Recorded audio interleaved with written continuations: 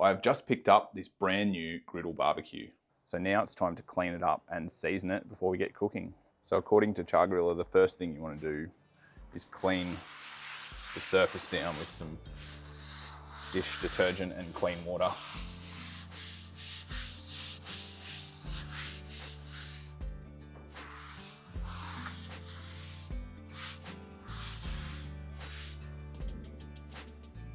So with that clean, I'm now going to fire up the burners and just get rid of any of that moisture that was on there before I season it.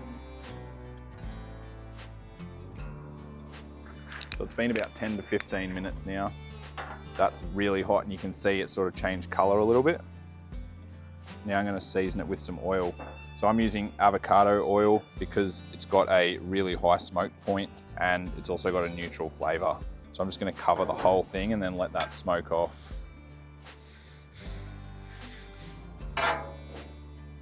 You want to let that completely smoke off. It'll take about 10 to 15 minutes and then repeat that process between 3 and 5 times. So that first coat's done now. And what this seasoning process does, it polymerizes the oil and it bonds to the iron. And that has 2 benefits. Firstly, it's going to protect the iron from rusting. And secondly, it's going to create a really nice non-stick surface for cooking on.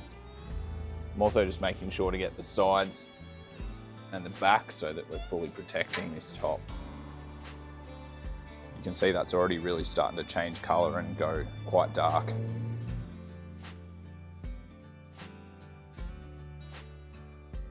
So that surface is looking really good now and it's ready to cook on.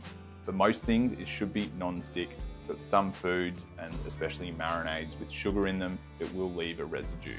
I found the best way to get it clean is just to put some water on there while it's still hot and scrape it away. Then give it a quick spray with some avocado oil and a quick wipe and it's ready to go for next time.